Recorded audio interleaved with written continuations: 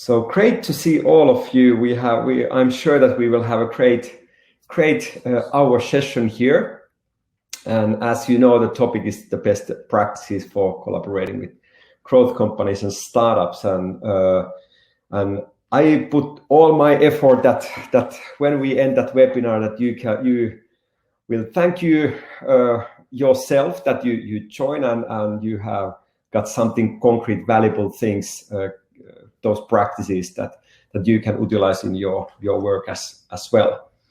So yeah, so new people coming in all the time, but I think that we can start already and enjoy that hour. And so I go through first some stats and then go through 5 important practices that are not rocket science at all, but what many players forget too often, and then they destroy the whole opportunity to collaborate nicely and successfully with the growth companies. So I think that these learnings are really important to utilize, and then we have an amazing situation to get a special guest here as well, Mikael Myllymäki, head of external venturing at Fortum. So then we hear also Mikael's experiences and his practices. Let's check it out. Do we have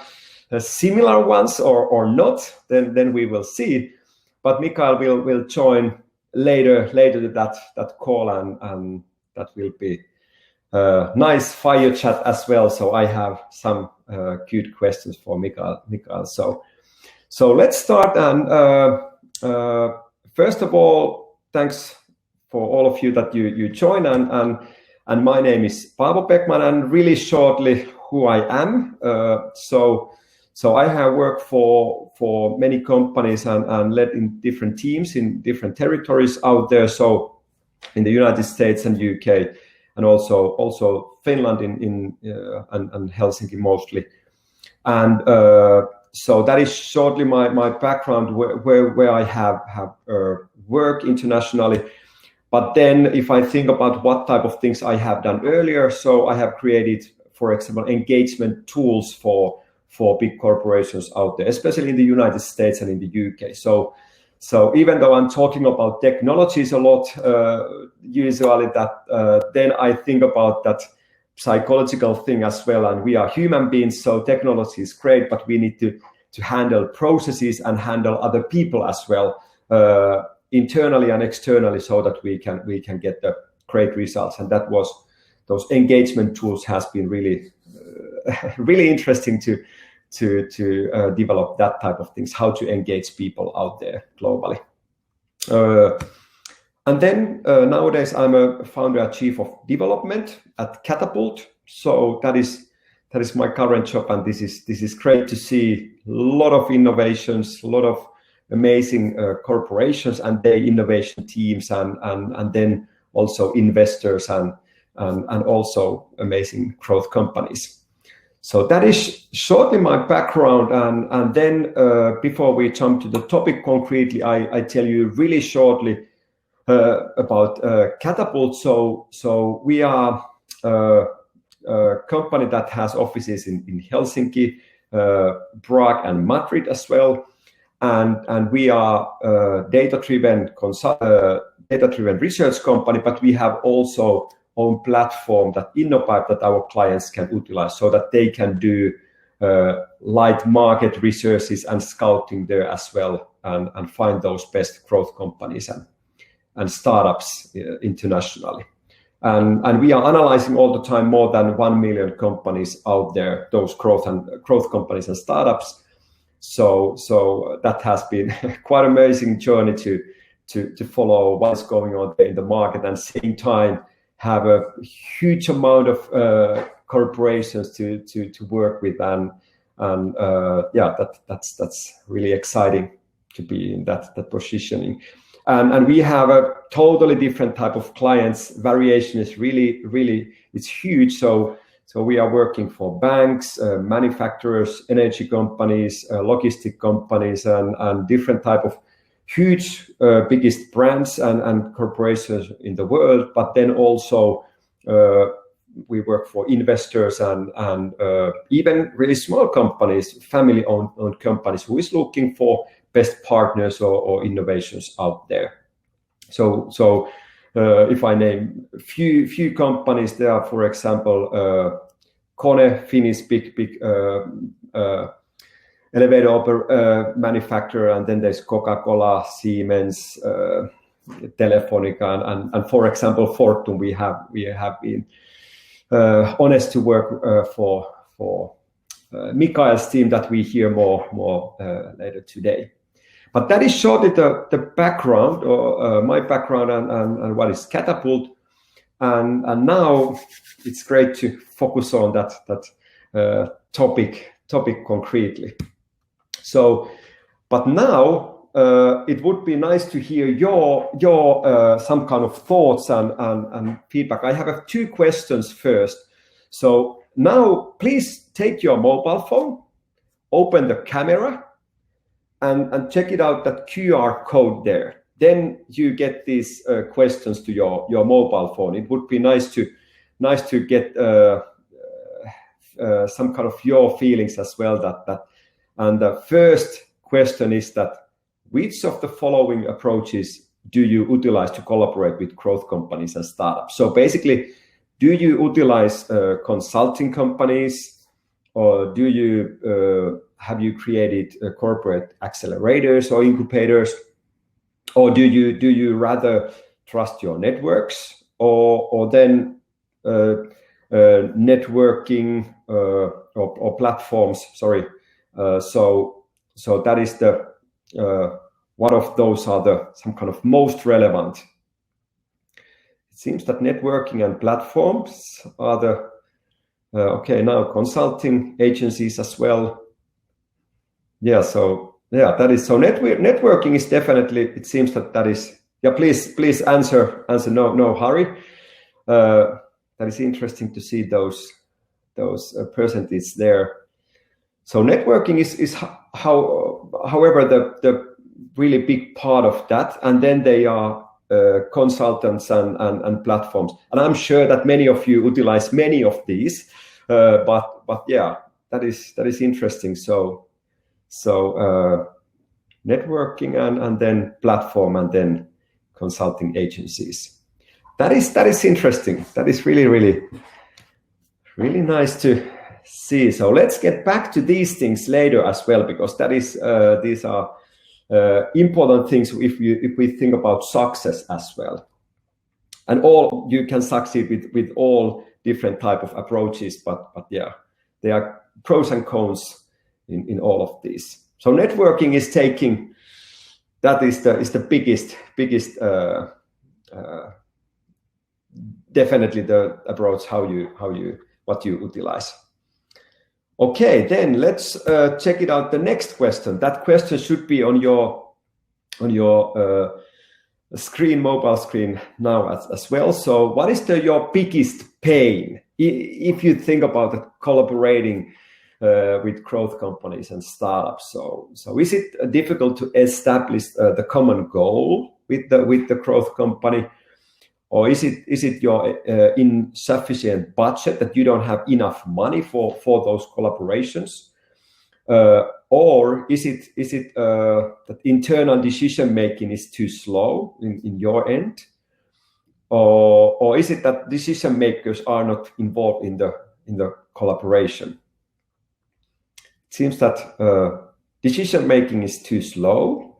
At least, yeah, that's, by the way, a really common thing. We are facing that really often when we are working with corporations, and when they want to start collaborate with those best companies in the market in growth company field. Yeah, so basically maybe these two things are linked together as well. That internal decision making is too slow. At the same time, those decision makers are not so linked with the process, or they are not keep closely and part of that process. So that's yeah, it's nice to see these answers. So let's continue, but let's get back to these, because these are also related with those best practices. So a few points, some stats from the market. So McKinsey launched a report earlier this year before summer that underlined that only 14% of corporations agree that they created the best possible value, and it means that basically corporations know that there are a lot of other opportunities out there that they could utilize, and if they try to do it by themselves, they are not expert in those new things usually, so it takes too much time, and they are not expert in that. And then same time they lost a lot of opportunities there, and almost every corporation know that they should utilize those external opportunities there, but for some reason many of those don't utilize, and those who utilize, they don't have so good practices usually, especially if they have started it quite recently, that basically they don't have those processes in place yet. So, but that is same time huge opportunity. So they are opportunities that corporations haven't utilized yet. But same times it's a bit sad that this percent is still so low, even though the corporations know that okay, they could do much better things for their clients. Okay, and then another thing is that if we think about these things from venture capital perspective, so basically in last decade, venture funding in Europe have grown really all the time, basically year by year, and also it seems that investors really widely understand the value of those small companies out there. They put more money, and the market understand that those biggest success cases comes from that field, if we are thinking about new innovations. And last year it was a new annual record, so the value of that venture deal there were 43 billion in Europe. It's a huge amount of money that goes to the market all the time, and then that underline that definitely everyone who wants to take steps quickly and want to innovate and utilize innovation, they should check it out, what's going on there in the market, so that they could pick up the best cases and best innovations for their own goals and own purposes, and partner with those best startups there and growth companies, or invest in, or even acquire. It depends what is your resources, budgets, and also your strategy. But these are interesting facts, and that underlines also that there are a lot of opportunities, and there are a lot of players who believe that that's the right way to that those biggest innovations come from, mostly from the growth company field. But then, if we think about corporate innovation, there are two key things that we need to remember. That basically, first is that as as I said earlier already, that everyone basically know that you need to innovate. You need to, of course, you need to do it internally, but same time, you need to find those cases out there as well from the market. But then, that is one part of it. But then another part is that internally, you need to convince people that you need to engage them, you need to convince, and you need to get them on board as well, so that you can get the concrete results.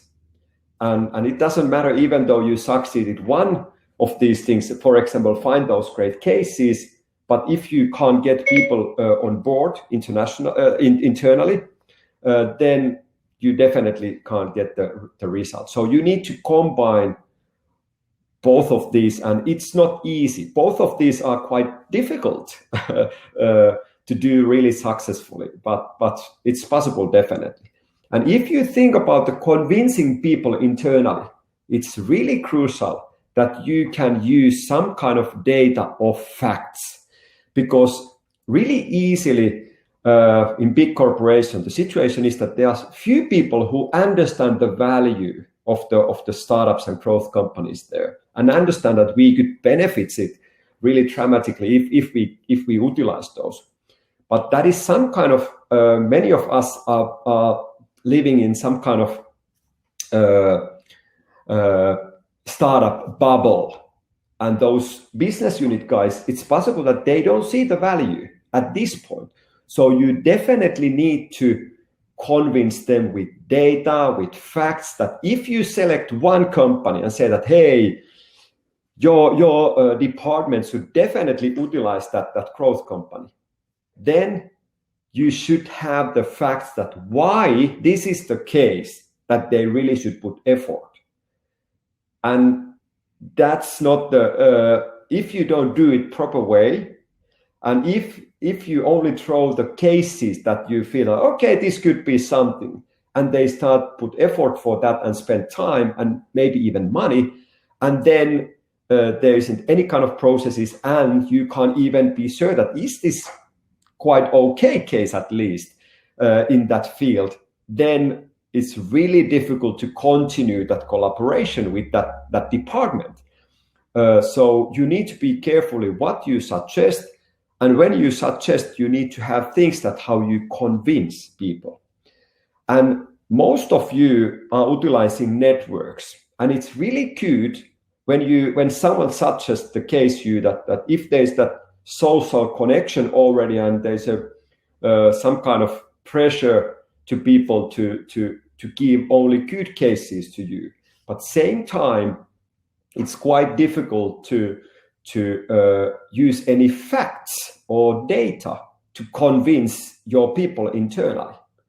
So if you are utilizing platforms, there are a lot of different type of platforms for that purpose. If you utilize platforms, you have at least some kind of data. Or if you are utilizing consulting companies, you have some kind of data. Hopefully, they deliver you that why these 6 companies are the best for you for that one purpose, for example. And then when you have some facts that you can utilize internally, then it's much more easier to take those steps as well, and select and start collaborating with growth companies, but then also have as high priority for those collaborations as possible internally, so that they are right key people who can make decisions and so on. So that is important to remember. Whatever we go through today, these are key things as well all the time. But then let's go through these 5, I think, most important practices that came my mind, and we have faced these things again and again and again with our clients out there, and also we have taken out a lot of researches that underline these things as well. And you don't need to write down these things. If you write down something, write down the ideas or question marks that you have in your mind, not these things, because we will send you the summary as well, where are all of these practices. So you don't need to worry about that.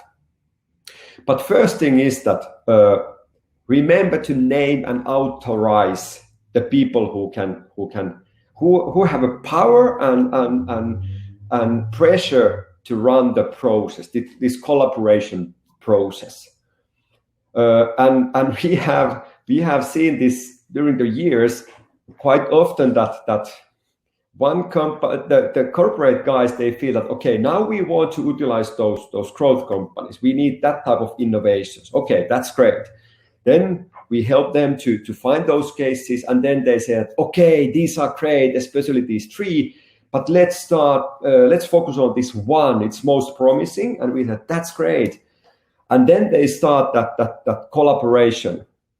And then at some point, after months, all players think about, okay, nothing has happened. So, and then everyone check it out each other. Okay, did you this or should I do this? And people basically don't know what they should do and who should do and who is responsible and what. And that is really common thing. And that should be the first thing, that name the person and tell it to all key players as well, that, okay, now James is leading this process, period. And he has power to decide these things.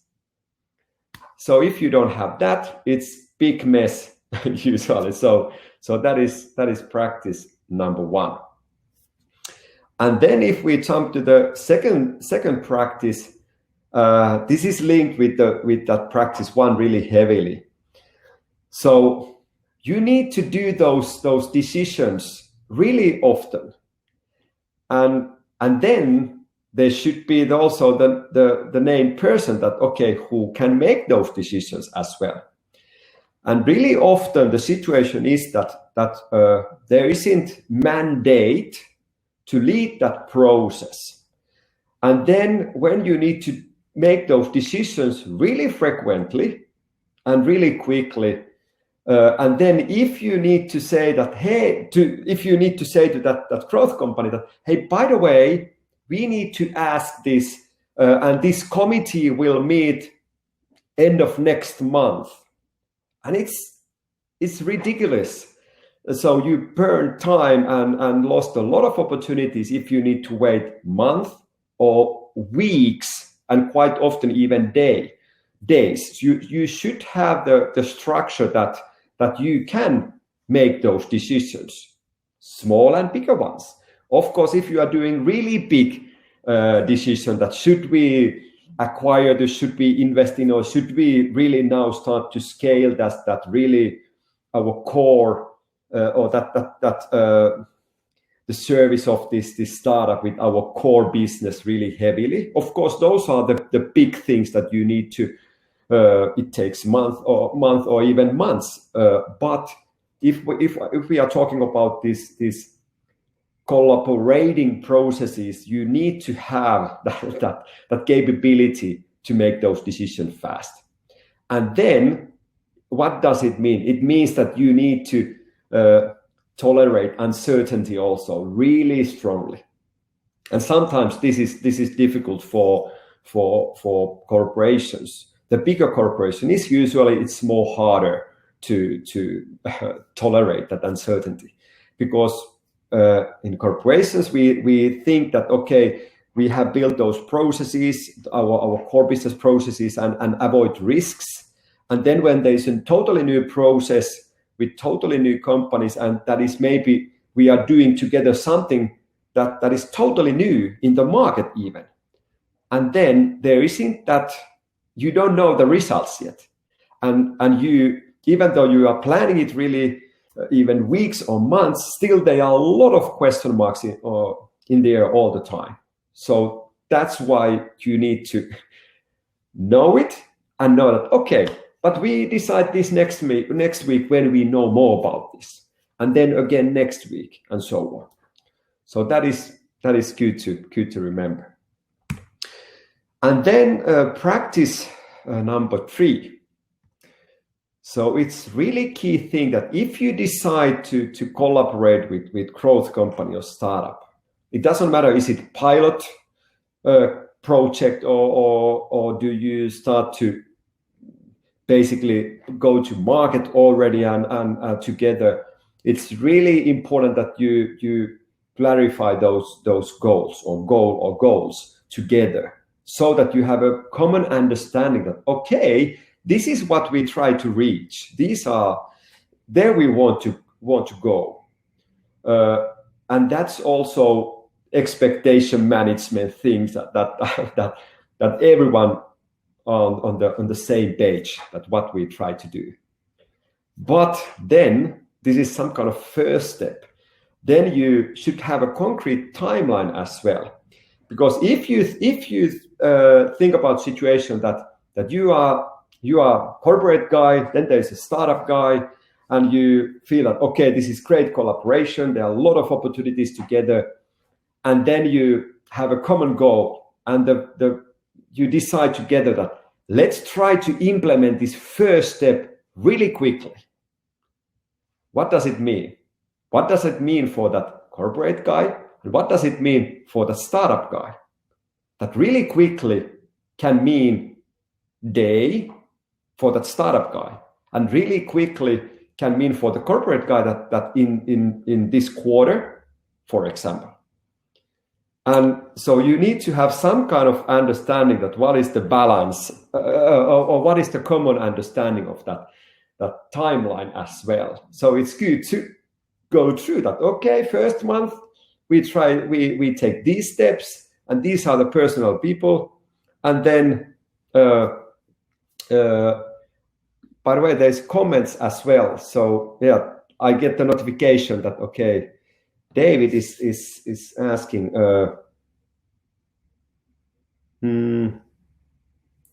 Yeah, David wrote that it would be good. This is so important, that common goal, that maybe that should be the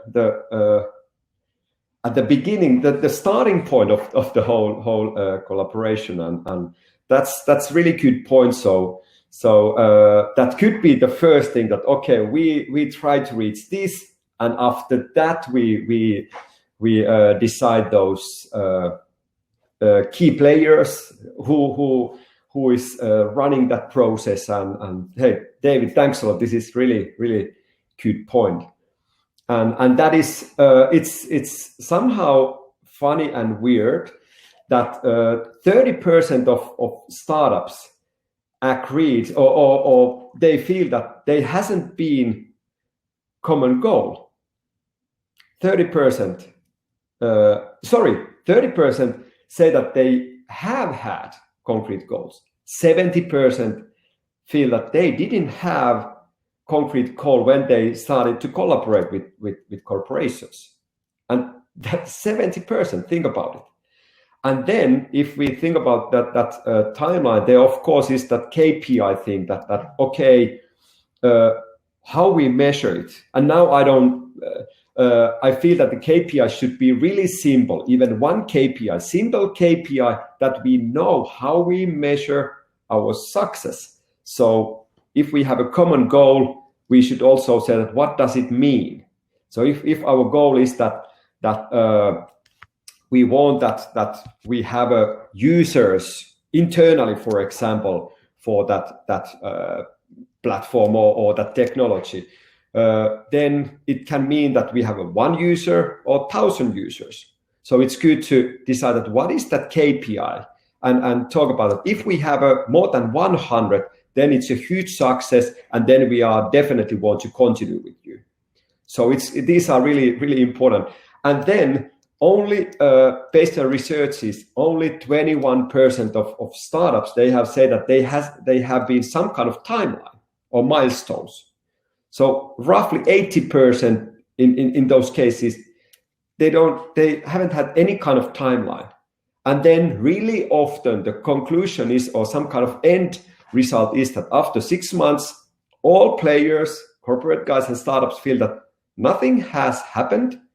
And then they feel that, no, this is not good for us. And both parties can feel that, okay, this is totally, there isn't any kind of opportunities to collaborate, even though they haven't had goals or timelines and even a dedicated person for that. So this is quite important. And then, by the way, 55% of startups, they have complained of the speed of that corporation side. So basically, they feel that they don't take together those steps, or those are too slow, those steps. Okay, Fernando wrote that.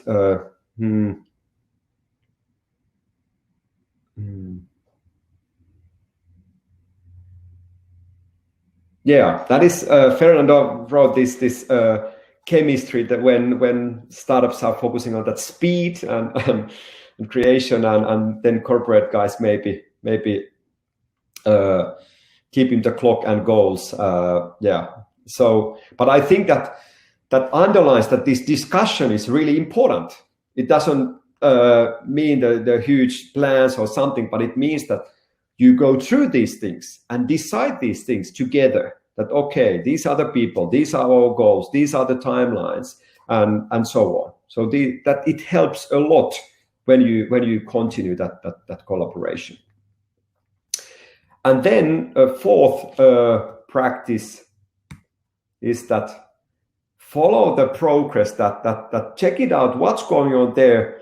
And when you have some kind of responsible person, you have a goals, you have a timelines, it's also important that you follow and check it out. Are we in the right track or not?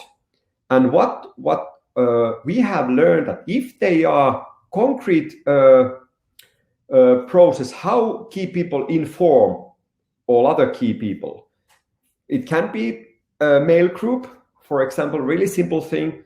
But if you have some kind of timeline that, okay, in 2 weeks we do these things, and James is responsible for that, and Lisa is responsible of that, then someone sent a message also of in 2 weeks that, okay, we did this, we learned that, we changed this, and now in next 2 weeks we take these steps, so that there's a positive pressure to all key people who is running the process to take those concrete steps, and not only wait that deadline, that you face the deadline and then everyone notice that, okay, we haven't take those steps that we agreed. So it's really important to have these really simple things in place so that you can really get proceed and proceed successfully, especially. And then practice number 5. And maybe some of you will disagree with me really heavily, but that's great. But no legal department. And what does that mean?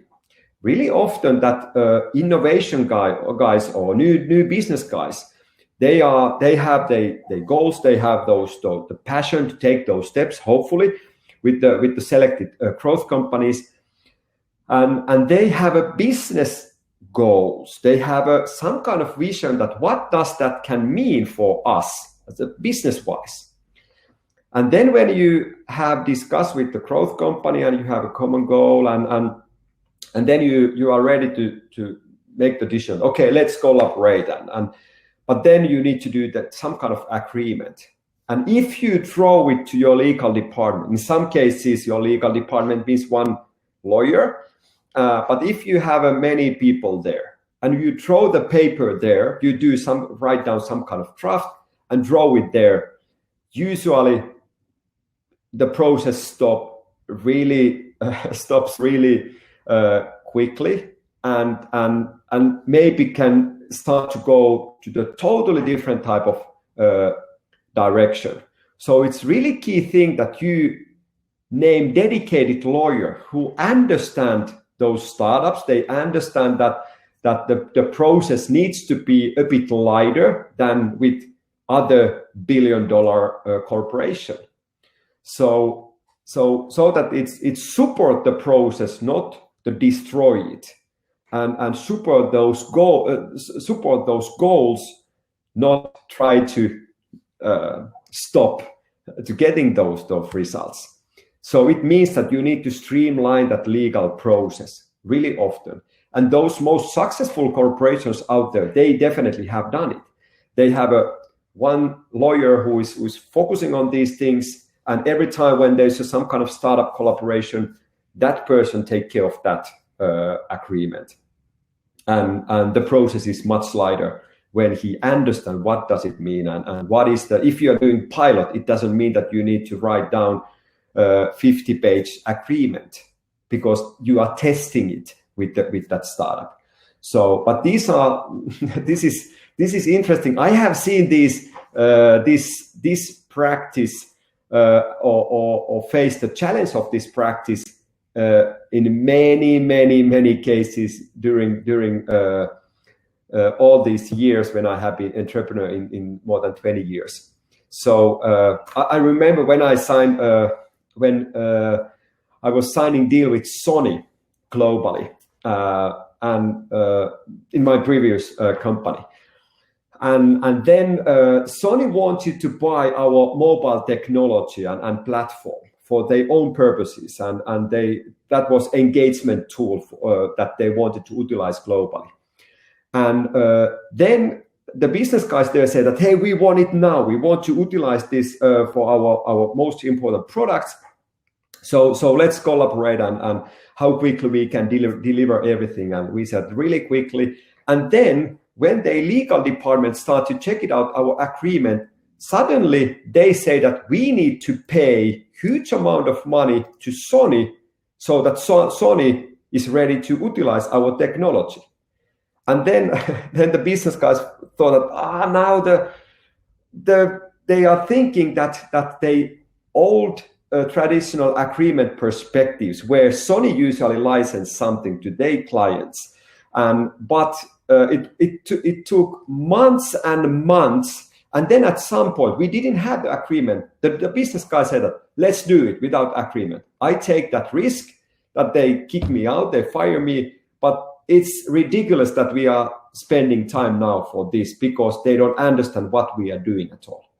And this is also with one of our clients, we have worked for them for quite a long time. But when we started, they call us and say that, hey, we want to utilize your service now. We are in a hurry. We want your services. And then we decided, let's start it next week, the starting meeting. But then what was the reality? We started after 6 months because the legal department wasn't able to handle that 3-page, super simple agreement, because they thought that, hey, there needs to be these things as well, and this, and we have rules that we need to take care of this and this, even though those things weren't related with the agreement or that thing at all. So it was really hard process, even though the agreement was really simple and really understandable for both parties. But it's good to think about that as well, how you handle that legal process, because you need to have it in place somehow. You need to have some kind of agreement, especially if you think about security things, if you integrate some systems, that is key thing, and data is important as well. But those were those 5 practices and short summary. So and as I said, you get these we will send these to you as well. Okay, great. Mikael is here as well. I will join. I will ask Mikael you to the session as well soon. But really quickly summary. So name and authorize the right people who will run the process. And remember that you need to make those decisions really often. So you need to tolerate that uncertainty. And then clarify the common goal or goals and timeline as well. And then follow and track the progress and inform all key people weekly or bi-weekly, or what is your timeline. It can be once a month, but however, rather often than not so often, so that there is a positive pressure to take those concrete steps. And then no legal department, but rather one lawyer who know what you are doing, why you are collaborating with startups, and then streamline the process that everything would go as smoothly, as quickly as possible for both parties.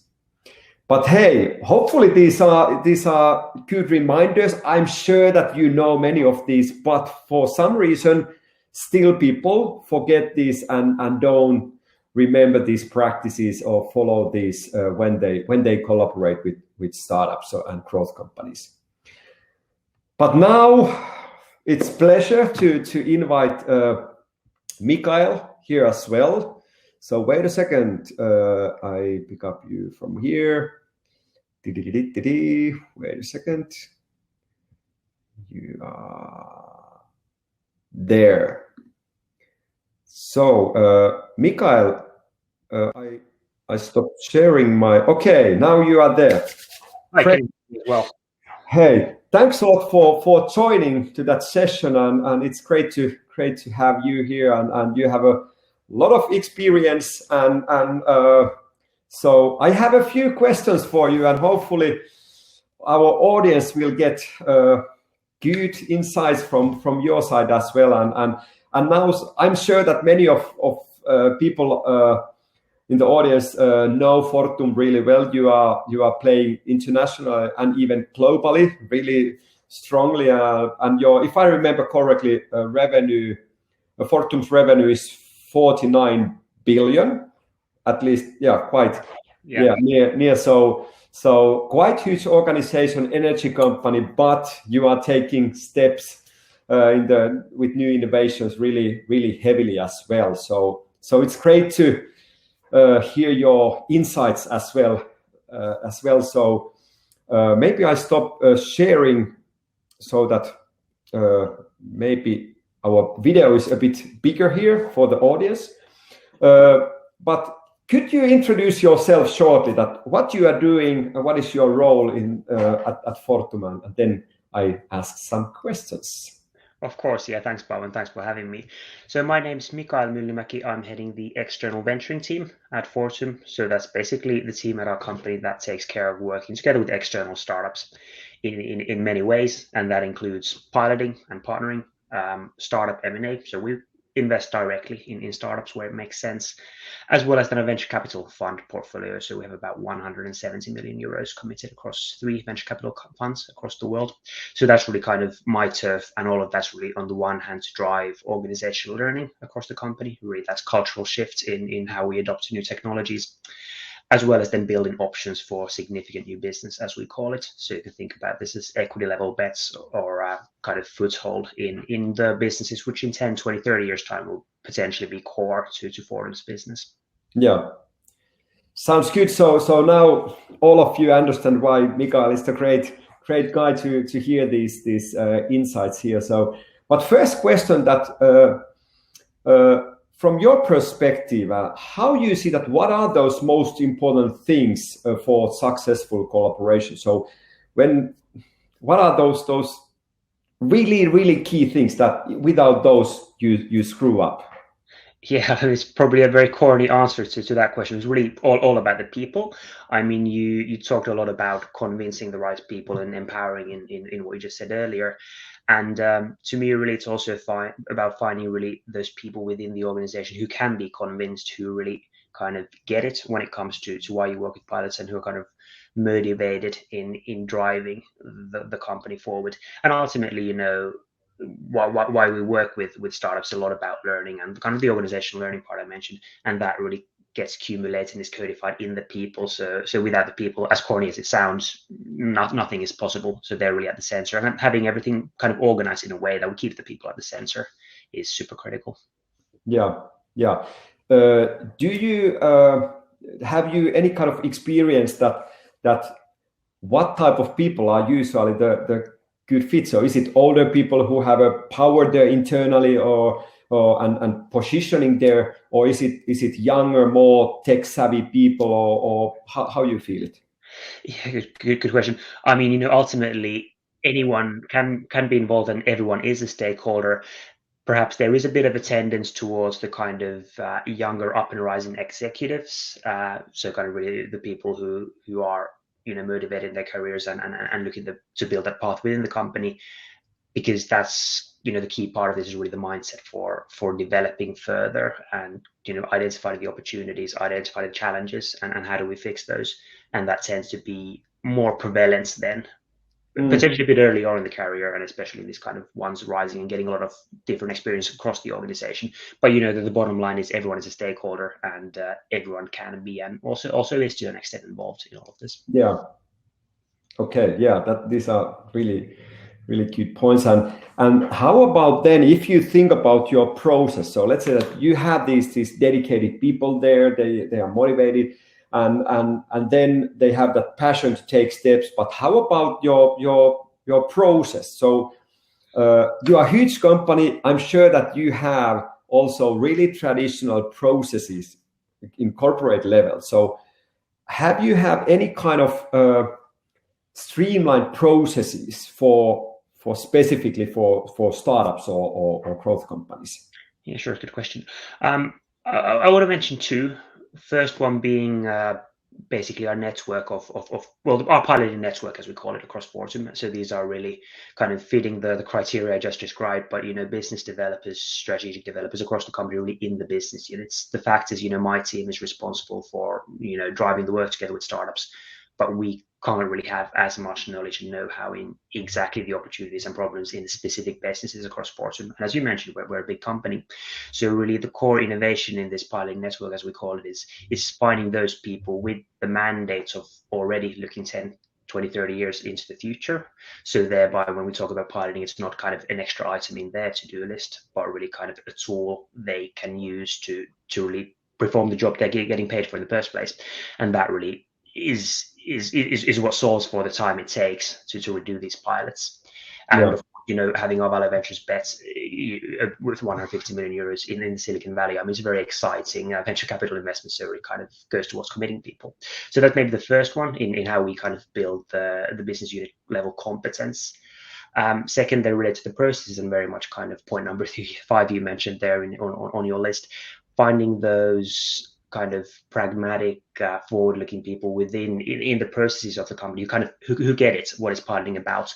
That's super critical, because that allows you to basically cut down on exactly these long legal documents or the long GDPR compliance list or all of that, and still having the mandate and the expertise to really kind of sift through that 1 to 500 question list of what does it make for a company to be compliant with our IT systems, and kind of condense that down to really essential that you need for the pilots. Because in that case, then you have the expert in place, you have the mandate in place on a corporate level, and that allows you then to kind of bring these shortcuts, these fast tracks to the management to be signed off. It's easy to sign off as a manager when you have the expert saying this is the way it should be done, and you have essentially the pilot owner, myself, saying this is the way it should be done, and then you kind of have this formal process in place, kind of building up from the people ultimately. Yeah. By the way, when you were saying these things, one example came to my mind, that Catapult was making a deal with one biggest player in their own field globally, and then again our agreement was really simple. And then they say that, okay, we would like to use our template, the agreement, and then they send it 200 pages, and they were that I need to, for example, report that what type of fire doors in our office is, so that we can match with all the legal some kind of requirements. So that was, I thought that, okay, if one startup would get that agreement to their table, they would decide that, okay, this is not the right partner for us. But that was.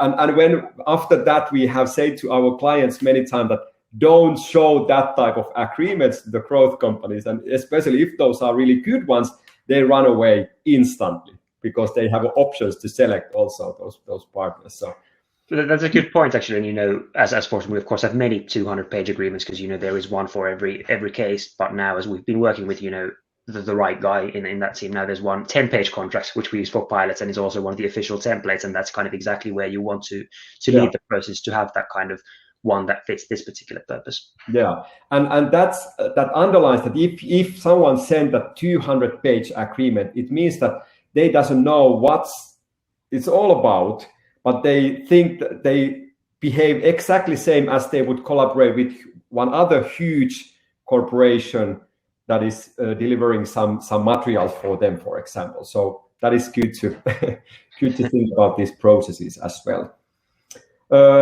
Okay, then if we think about that you need to handle these processes, you need to engage people and organize the whole process. But if you think about these all challenges, because these are not easy things when you run the collaboration with totally different type of startups, from totally different type of countries, from totally different type of stages. Some of them are really early, some are a bit later. So their variation is really difficult, huge, and challenges are really different. So you need to handle a lot of things. So why you do this? If you think about your corporation, you are making money, tens of billions globally all the time, and then this is really difficult. You need to hassle a lot. There are uncertainty in place all the time. So why you are burning money, hundreds of millions, for that type of things? Yeah, great question. I guess the short answer is we also want to be making money in the next decades, not just today. And it's hard making money, right? You need to do a lot of work to actually achieve that. The world's full of examples of what it looks like for companies to go obsolete because of business models changing, or the world changing, etc. So we really look at this kind of hard investment, big investments in the venture capital space, in innovation and venture in general, really as kind of an insurance kind of business development path to really stay profitable in the future. Well, everyone knows what's happened with the energy industry, with wind and solar coming in and changing kind of the 100-year-old way of things were very, very fast, and a lot of disruption going on with electric vehicles, with hydrogen, all of that. The world's changing a lot faster in energy than it has been for a long time. So that's really kind of pushing an even greater impetus for us, specifically as Forum, to be doing that change.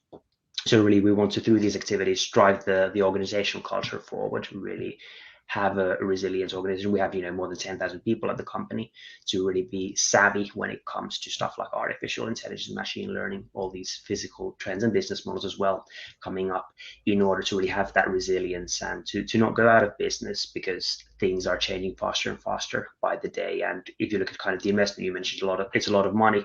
It's a very small amount of money compared to that headline figure of about 50 billion revenues, and it's a fairly cheap investment ultimately, then if you think about the existential nature of that change. So that's maybe the condensed answer of why it matters to be competitive also in the future, and what we're doing towards that. Yeah.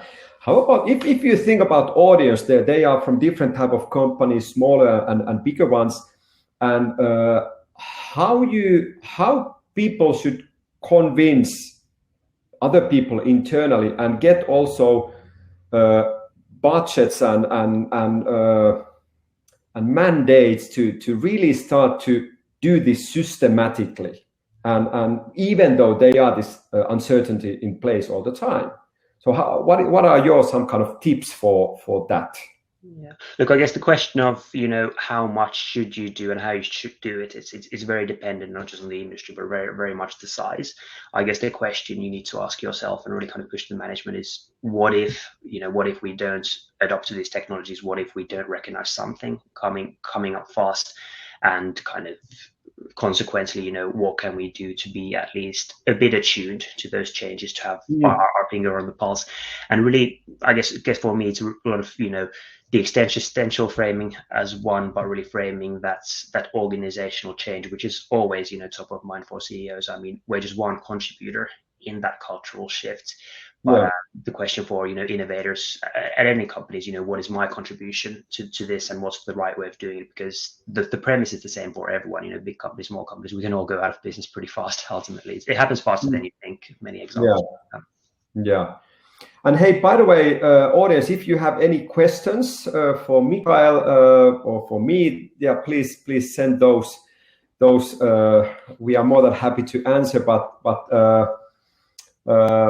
last, some kind of tips. Do you have anything that you would like to add now, if you think about people there that are struggling these things maybe, and thinking to utilize startups, and maybe they have already do it but face these challenges? So what is your some kind of By the way, there's coming some questions as well, but please. Sure, yeah. I'll take this one quick, and I'll actually, come back to the topic I mentioned about the piloting network. I mean, really have a think about who in your company, kind of based on what their day job is, what they're paid to do, who from then stands to gain from piloting, and how, and really kind of build your network of kind of, the front line of piloting, who's kind of your next layer of the onion when you go with this, because ultimately, these will be the people who then kind of know the specific experts and work with them day to day.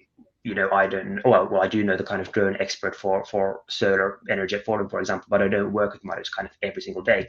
But our VPN member does kind of day to day always, and that context is very important. Yeah.